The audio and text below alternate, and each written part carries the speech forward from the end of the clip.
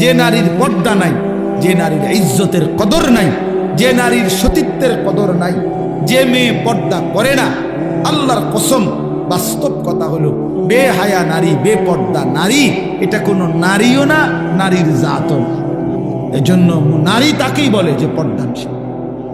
হ্যাঁ, আল্লাহ রাসূল সাল্লাল্লাহু আলাইহি ওয়াসাল্লাম বলেছে আল মারআতু আওরাতুন। নারী বলে যে নিজেকে পর্দায় রাখে, আড়ালে রাখে, লুকিয়ে রাখে। যার সত্তার ভিতরে, মানে যার অস্তিত্বের ভিতরে, যার রক্তের ভিতরে, যার চামড়ার ভিতরে, যার রক্ত কণিকার ভিতরে পর্দা, হায়া, লজ্জা, নিজেকে লুকিয়ে রাখা, আড়ালে রাখার মানসিকতা মৃত্যু পর্যন্ত বহাল থাকে, তাকেই কেবল নারী বলে। এজন্য বন্ধু, ওই নর্তকী কোনোদিন সুখ দেবে না। বেপর্দা নারী সুখ দেয় না, চরিত্রহীন নারী সুখ দেয় না।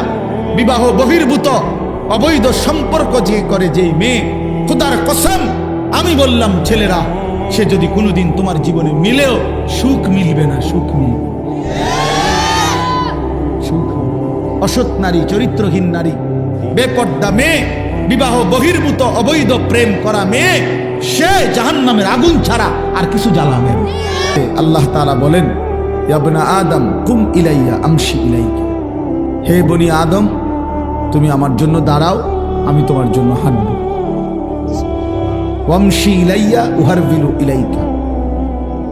আল্লাহ বলেন, বান্দা তুমি আমার জন্য হাঁটো, আমি তোমার জন্য দৌড়ব। তুমি আসবে যদ্দূর, আমি আসবো তার চাইতে বেশি। এই জন্য আগ্রহ, ন্যূনতম আগ্রহ থাকতো, মনোযোগ থাকতো। এই খামখেয়ালি গাফেল, বয়স্ক হোক, বাচ্চা হোক, কিশোর হোক, নওজোয়ান হোক, এদের কোনো পরিবর্তন হয় না। অনেক বয়স্ক লোকের জীবনে কোনো পরিবর্তন নেই, এক তালে এক রং। 60 বছর 70 বছর নিয়ম মাফিক টেলিভিশন দেখে, 60-70 বছর বয়স আগের মতোই কথায় কথায় গালি দেয়, প্রতিনিয়ত বিড়ি সিগারেট খায়, সুদের টাকা গনে, কিস্তির টাকা নেয়, মানে কোনো পরিবর্তন। এই যে 50 বছর ইমাম সাহেবের বয়ান শুনে ওমা এই নাফরমান চাচার কোনো পরিবর্তন, এমন শক্ত। কারণ হলো, কারণটা কি? 50 বছর আপনি, 30 বছর আপনি জুম্মার বয়ান শুনলেন, আপনি কোনো পরিবর্তন হল না। 30 বছরে, প্রতি বছরে 52 সপ্তাহ, এক বছরে মোট 52টা জুমা। তাহলে এক বছরে প্রত্যেক মহল্লায় কমপক্ষে 52 জুমা, 52 বার জুমার বয়ান হয়। তাহলে এভাবে 30 বছর, এভাবে 25 বছর, তো 30 বছর 52 সপ্তাহ প্রতিনিয়ত আল্লাহর কথা শুনেও আপনার কথা এটা বুঝে আসে নাই যে সুদ হারাম। তাহলে আর কত বছর বললে আপনার বুঝে আসতো? বুঝেন নাই? 30 বছরও চাচার বুঝে আসে নাই যে বিড়ি সিগারেট খাওয়া না যায়। আরো কত বছর শুনলে এবারটা বুঝতো? বলেন, বিবেক কি বলে, ইনসাফ কি বলে?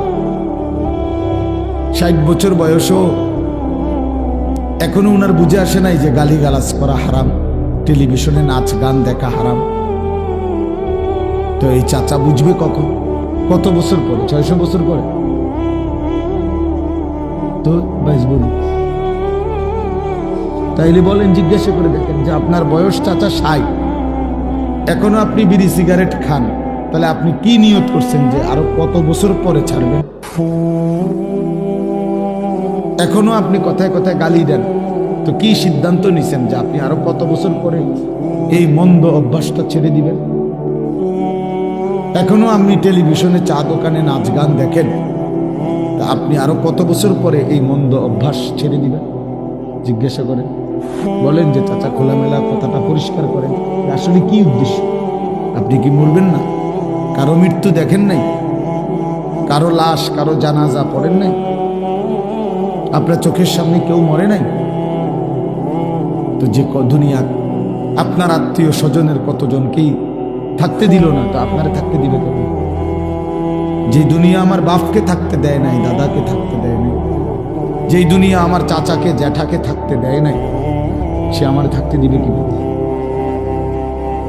বলেন, ইনসাফের কথা বলেন। এই জন্য বাপ ছেলেরা বাবা এটাও বোঝা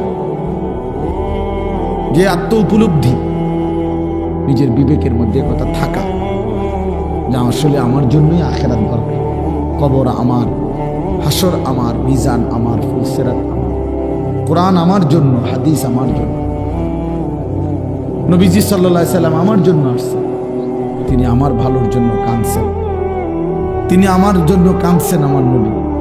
এই কথাগুলো নিজের জন্য আলাদা বুঝা, এগুলো আমার জন্য অনেক বড় নিয়ামত, অনেক বড় সৌভাগ্য ওই মানুষটা যে বুঝছে ইসলাম আমার জন্য। ছেলেরা শোনো বাপ, নবীজি বলছেন, আল্লাহ বলছেন, এবং মনের ইচ্ছা মতো যে চলে, ওয়াত্তাবাআ হাওয়াহু, তার মনের ইচ্ছাকেই যে কি করে, অনুসরণ করে। তিনটা কথা, এক, শয়তানের অনুসরণ করে, শয়তান তার পিছে লাগছে। দুই, এই পৃথিবীটাকেই নিজের ঠিকানা মনে করে।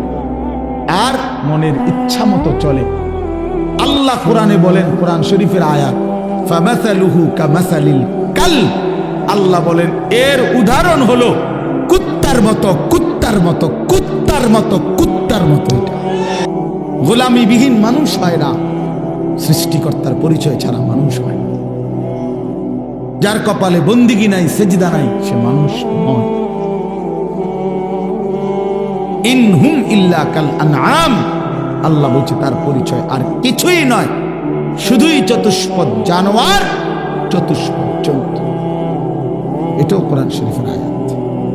বালহুম আদাল্লু সাবিলা, বরং তার চাইতো নিকৃষ্ট পথ হারা এক কুত্তা লাঠি উঠাইলে বুঝে তারে মারবে, এই জন্য কুত্তা দৌড় মারে। কিন্তু এই কুত্তা এটাও বোঝে না যে একটা সেজদা না দেওয়ার কারণে তার জাহান্নামের আগুনে জ্বলতে হবে, এই জানোয়ার এটাও বোঝে না। এই ছেলে তোমরা শোনো, বেনামাজি নাফরমান শোনো, চেহারা দেখলেই বোঝা যায় কয় পার্সেন্ট নামাজ পড়ে। আমি তো চিনি। আল্লাহ পাক কোরআনে ডাইরেক্ট বলছি, ইয়া নূহ ইন্নাহু লাইসা মিন আহলিক ইন্নাহু আমালুন গায়রু সালিহ, সাবধান হে নূহ, এটা তোমার সন্তান নয়, তোমার পরিবার নয়, বেঈমান ইমানদারের সন্তান হতে পারে না, এ বেআমল, ইন্নাহু আমালুন গায়রু সালিহ, এটা বেআমল সন্তান, এই নাফরমান মুমিনের বাচ্চা হইতে পারে না। এজন্য তোমরা যারা বেনামাজি, তোমরা যারা সেজদা দাও না, ছেলেরা বাবা, তোমরা যারা দিনরাত নারী ছবি, উলঙ্গ দৃশ্য, জিনা ব্যভিচারের দৃশ্য দেখো, অসৎ বন্ধুদের আড্ডা দাও, তুই কোনো মুসলমানের বাচ্চা না, তুই লাওয়ারিস, বেওয়ারিস বেটা, তুই বেটা। তোর কোনো বংশ নাই, তোর কোনো পরিচয় নাই, তোর কোনো বাপ নাই, তোর কোনো মা নাই, তোর কোনো রক্ত নাই, তুই বেওয়ারিস সন্তান, লাওয়ারিস বেটা, লাওয়ারিস।